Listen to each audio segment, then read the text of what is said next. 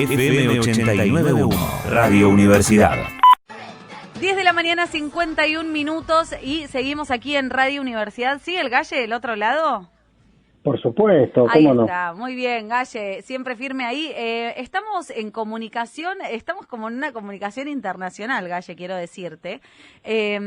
Hicimos muchos vericuetos por acá para poder conectarnos, pero estamos conectados finalmente con Marco Teruggi. Él es sociólogo, es cronista, es periodista, vive en Caracas y vamos a hablar un poco de las elecciones en Estados Unidos, esto que venimos diciendo que ya se está dando en ese país, y él nos va a contar un poco sobre ese tema. Buenos días, Marco, Valeria y el Gallego, te saludamos. ¿Qué tal? Buenos días, ¿cómo les va? Bien, muy bien. ¿Nos escuchás bien? Sí, perfecto. Ah, bueno. Bueno, queríamos hablar un poco con vos de este tema, ¿no? De estas elecciones que, como decimos y como venimos diciendo, van a cambiar seguramente al mundo, porque la elección en Estados Unidos siempre como que repercute en un montón de lados y, bueno, queríamos ver cómo ves la elección. Bueno, es un día muy importante. Primero señalar, digamos, las particularidades del sistema electoral estadounidense. Hoy es la elección, pero ya votaron 100 millones de personas en votos anticipados por correo. Entonces, eso en primer lugar ya le pone una característica diferente a lo que conocemos. Luego no es un voto directo, es decir, se votan por colegios electorales. Es decir, un candidato puede tener mayoría de votos totales, pero si en los colegios electorales suma mayoría, puede ser electo, como le pasó a Trump hace 4 años contra Hillary. Hillary sacó más de 2 millones de votos de diferencia con Trump, pero Trump, al haber logrado que cada estado y sus votos de colegios electorales le den la mayoría, fue electo presidente. Entonces es una elección indirecta. Luego que es una elección que sucede un día martes, digamos, ¿no? No es un domingo, no es un día no laborable. Es como si no hubiera mucha intención de que la gente participara. Entonces, ya esas primeras características, como para ponernos en tono, nos hablan de un sistema electoral democrático donde históricamente no ha sido, digamos, una política de incentivar a la gente a votar, salvo tal vez en esta elección donde hay una suerte como de llamado anti-Trump a ir a las urnas, ¿no? Toda una suerte de voluntad o necesidad de que Trump salga a la presidencia y eso se traduzca en un apoyo a Joe Biden. Joe Biden, contra algunas posibles como expectativas, es un hombre muy conservador, digamos, no tiene mucho de progresista y es actualmente el candidato por el Partido Demócrata y las encuestas le dan una mayoría en el total de votos y por ahora también en el total de votos de los colegios electorales. Así que es probable que ganen, pero los probables son muy relativos, digamos, ¿no? Hay muchos factores que pueden mediar. Por ejemplo, digo uno, el voto oculto, que es la gente que no dice que va a votar por Trump porque tiene vergüenza, porque siente una presión mediática y finalmente el día de las elecciones sale masivamente y vota a favor en este caso de Trump. Así que está todo muy abierto. Sí, las encuestas acá nunca funcionan, así que entiendo que en Estados Unidos debe pasar exactamente lo mismo. No, claro, evidentemente, y además Trump está teniendo un discurso desde hace meses muy confrontativo. Él ya habla de que va a haber un fraude, dice que el voto por correo no es seguro, dice que va a llamar a sus abogados, que va a ir a los tribunales. Entonces es probable, por ejemplo, que la noche de hoy no reconozca o se declare tempranamente vencedor o no reconozca una posible victoria de Biden y eso pueda, digamos, también dar lugar a conflictos callejeros, ¿no? Enfrentamientos y de hecho ya en la ciudad de Nueva York o en la de Washington hay muchos comercios que han tapiado sus vidrieras con madera. Claro. Galle. Ahora, sí, ¿cómo estás? Ayer se dio un hecho muy particular, lo contábamos más temprano, y que tiene que ver con este casi ejecución pública de un ministro, ¿no? Cuando la gente le pedía que... ¿Me escuchás bien? No escucho. ¿No? A ver ahí. A ver, ahora, ¿me escuchás un poco mejor? Escucho una voz muy lejana, la tuya sí, la del Galle no. A ver, ahora ¿me escuchás un poco mejor? Ahí escucho. No, te decía que ayer se dio una situación muy particular, gente pidiendo que echen a un ministro y él diciéndole que después de las elecciones lo iba a echar y demás, esta forma particular que tiene él de hacer política. y que en un punto parecía que estaba destruido cuando empezó la pandemia, y la gente lo sigue apoyando. Hay un número muy importante de gente que sigue apoyando a Trump. ¿Por qué crees que se da este fenómeno? Sí, efectivamente el tema de la pandemia ha sido, bueno, uno de los ejes centrales de la campaña y de la situación política, digamos. Antes de que llegara la pandemia, Trump podríamos decir que tenía cierta como seguridad de victoria por los números de desempleo que eran históricamente bajos, porque había ganado un juicio político que le habían hecho los demócratas, pero la pandemia y la consecuente crisis económica cambió mucho el escenario. En ese sentido, él, digamos, ha tenido varios momentos, un momento de negación, un momento de desafío, un momento como de corrección cuando empezó a usar un barbijo finalmente, luego un momento de él mismo estar enfermo y presentarse como un ser extraordinario que había vencido el coronavirus, y ahora todas estas concentraciones donde están todos sin barbijo. Yo creo que hay un sector de la sociedad, digamos, que lo apoya y lo apoyará casi incondicionalmente, digamos, ¿no? Él representa un sector de la sociedad profunda estadounidense, muy castigado, muy relegado, que tal vez nos cuesta entender desde una mirada más latinoamericana, y evidentemente, o lo que uno comprueba es que ahí hay un sector que va a estar, y que de hecho está mucho más cohesionado y movilizado que el sector demócrata.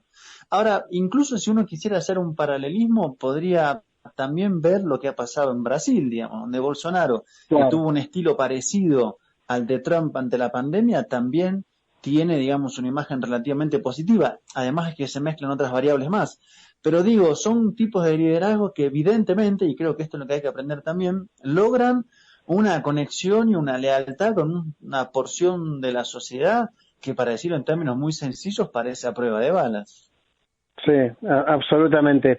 Y casi todas las encuestas le están dando a Biden, como decía más temprano, pero también es cierto que le daban a Hillary Clinton en su momento sobre Trump y terminó ganándolas igual. Ahora, ¿es posible que a pesar de todo lo que ha pasado, de los 250.000 muertos, de los millones de casos y demás, haya una resurrección? ¿Lo crees posible o es casi milagroso que pueda ganar Trump? Bueno, hay un antecedente del año 2000 que fue cuando hubo una judicialización del resultado entre Al Gore y George W. Bush, Claro. y el resultado tardó 36 días en llegar, digamos, y eso es una posibilidad. Estamos hablando que se juega por pocos votos, o sea, Trump contra Hillary, la victoria se la dieron un poco más de 100.000 votos, o sea, son franjas muy pequeñas. Y si esto se lleva a tribunales, y hay una situación de impugnación de votos, y hay estados determinantes como el estado Florida o Pensilvania, que todavía no está claro quién los va a ganar, hay posibilidad.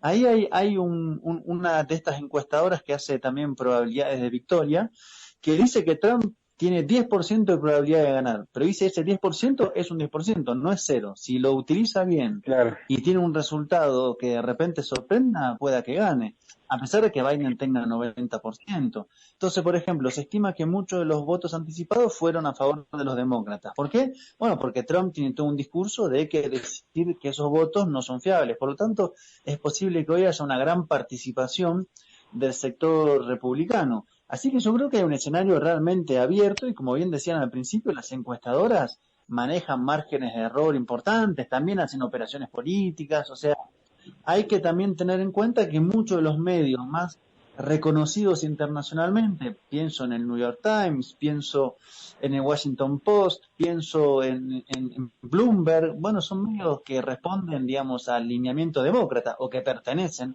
a dirigentes demócratas como el medio Bloomberg. Entonces también hay que leer cada encuesta y cada tendencia en base a quién la va haciendo.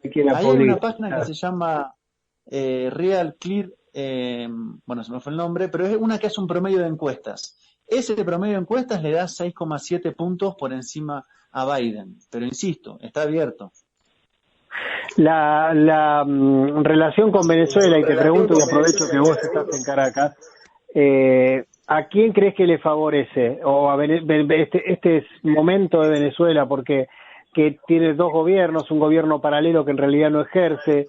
La información acá llega distorsionada depende el medio que la ubique.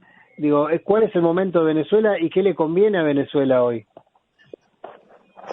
Bueno, en primer lugar, creo que lo que se va a decidir es qué tipo de forma o estrategia se va a enfrentar desde Venezuela proveniente de Estados Unidos en función de quién gane. Es decir, no hay mucho optimismo respecto a que haya un cambio respecto a cuál es la intención, la voluntad y la hoja de ruta de Estados Unidos para con Venezuela. Hace 20 años que está el proceso en el gobierno y se ha hecho frente a las administraciones de George W. Bush, Barack Obama, Donald Trump, y ninguna ha sido favorable. Claro, hay cambios de formas, hay cambios de tácticas, hay mediaciones un poco más inteligentes del lado de los demócratas que del lado de los republicanos, pero digamos, tenemos que tener claro que el sector demócrata que está, digamos, con posibilidad de ganar es un sector muy agresivo, no solamente por Biden y su historia, sino por quienes lo van a rodear, quienes podrían ir al Departamento de Estado, quienes podrían ir al Pentágono, quienes son determinadas piezas que se han sumado a la coalición de gobierno, sectores que vienen de los republicanos, de los neoconservadores, de los halcones demócratas. O sea, si existe una expectativa de que haya un cambio en la política exterior de Estados Unidos para que sea una política más de diálogo, consenso, bueno, me parece que forma más parte del orden del deseo que de lo posible. No solamente para América Latina, de conjunto.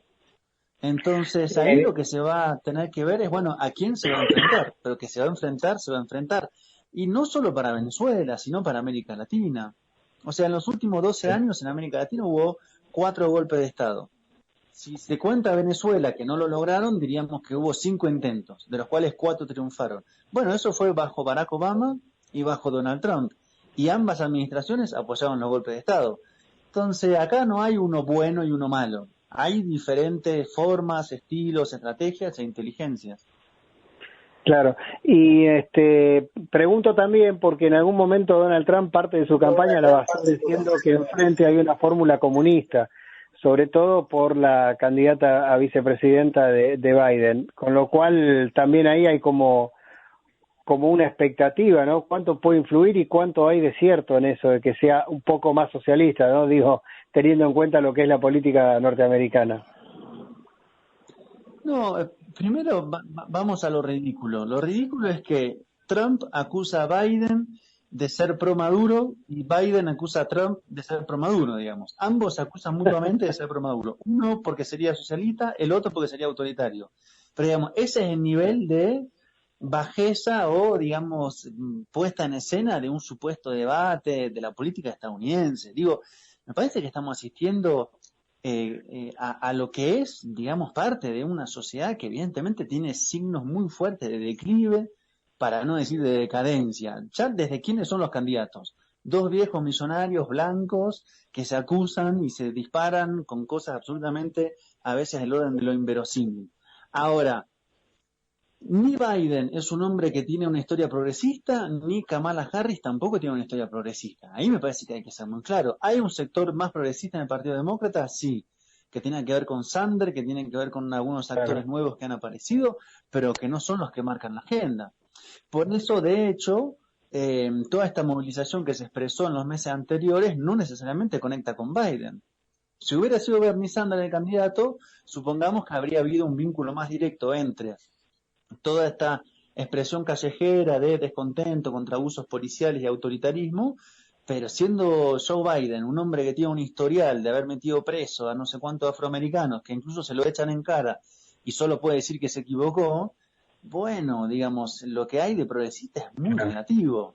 Finalmente, digamos, hay una vieja, digamos, conclusión, que es que en Estados Unidos hay un solo partido con 2 formaciones diferentes. Yo creo que hoy asistimos a una suerte de puesta en escena, que va a cambiar en formas y que a uno le parece que Trump es un hombre más oscuro, conservador y nefasto que Biden, que tiene un discurso más progresista y de salvar el alma de Estados Unidos, pero todo eso es una puesta en escena. O sea, acá estamos hablando de un Estado-nación que es un imperio, que tiene una política estable, que no va a cambiar esté Biden o esté Donald Trump. Me parece que ese es el punto. Lo que hizo Trump fue dar la sensación a veces de que había un montón de disputas mucho más fuertes de lo que realmente son. Entonces, bueno, creo que hay que mirar, seguir y también, digamos, animarnos a criticar mucho lo que está pasando, digamos. Porque si esa es la democracia modelo, bueno, me atrevo a decir que la democracia modelo por lo menos tiene límites y errores muy gruesos. Claro, sobre todo además porque el establishment generalmente va a acompañarlo a Sanders, en general, y ya lo nombrabas vos en los medios más importantes también, así que pensar que una derrota de Trump es una derrota del imperialismo me parece que es un error, ¿no? No, claro, por eso, ahí, digamos, hay que pensar a Estados Unidos desde una política estable, una política donde es tanto más importante la política exterior como la política doméstica, y un país que está en un momento de retroceso a nivel internacional y geopolítico. Voy a decir, por ejemplo, un ejemplo para que se vea qué es lo que está pasando.